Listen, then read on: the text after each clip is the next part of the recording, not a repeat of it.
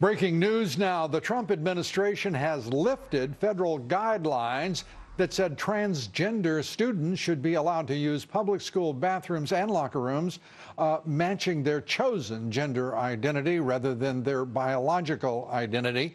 The Wednesday decision is a reversal of an Obama-era directive issued in May. It will now be up to states and school districts to interpret whether federal sex discrimination laws apply to gender identity.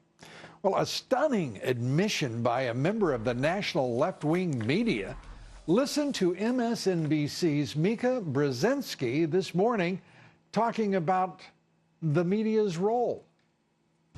He's trying to undermine the media, trying to make up his own facts, and it could be that while unemployment and the economy worsens, he could have undermined the messaging so much that he can actually control exactly what people think, and that is our job.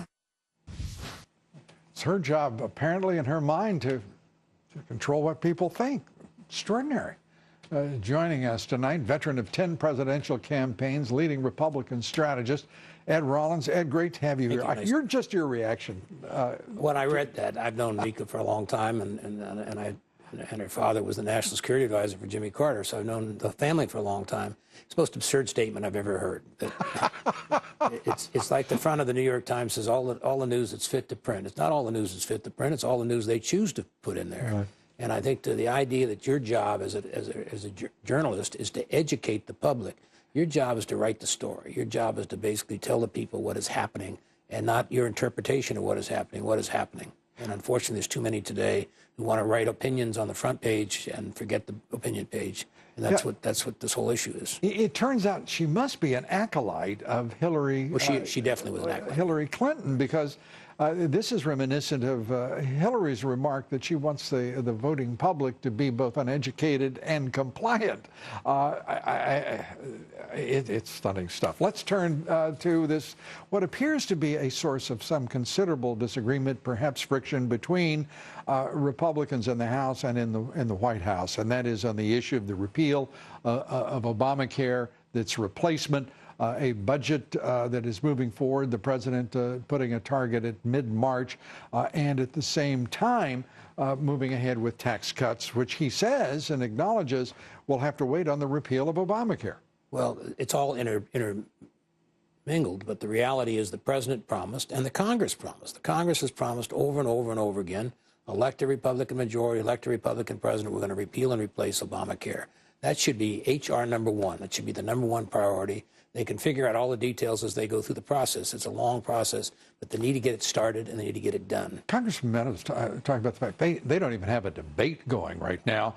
The Congress went home last Friday instead of for their recess rather than work alongside the president. There's no sense of urgency emanating from the offices of either Ryan or his leadership or that of McConnell and his leadership. Well, the bottom line here is that the president is working a breathtaking pace. Historic. And the Congress is part of his team.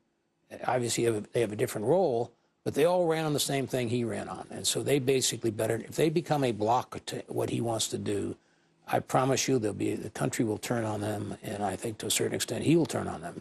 They need to get the details done. They need to get him to go sell it to the country. He needs to have an input in it.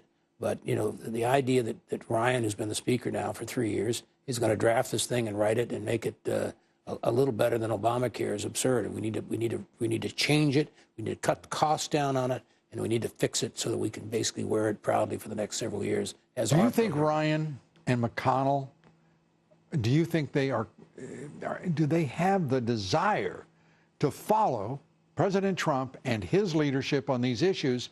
Or, frankly, are they going to stay with their usual friends, that is, the lobbyists on K Street, and drag their heels as long as possible to prevent the Trump agenda from being implemented?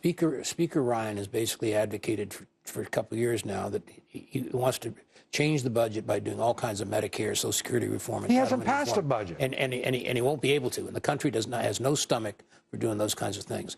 the country does have a stomach. Who does Ryan think he is? He has 700,000 people electing him from the 1st District of Wisconsin. The President of the United States is the only national elected figure. He thinks he's the congressional, or the constitutional equal he is with all 435 members.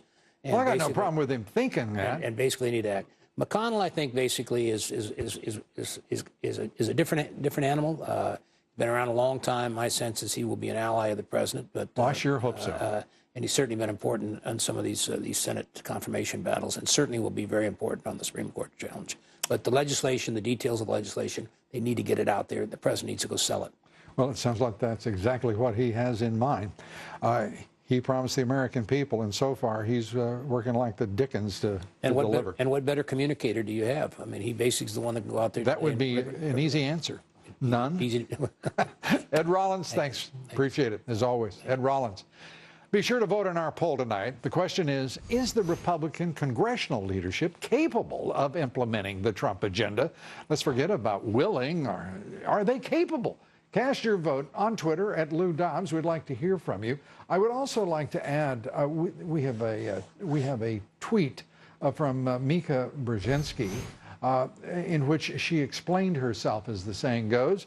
And if we could put that up, do we have that full screen? I'd like to put it up for the audience. Today I said it's the media's job, said Mika Brzezinski, to keep President Trump from making up his own facts, not that it's our job to control what people think. Either way, well, that's a nice clarification. And there it is. Follow me on Twitter at Lou Dobbs. Like me on Facebook. Follow me on Instagram at Lou Dobbs Tonight.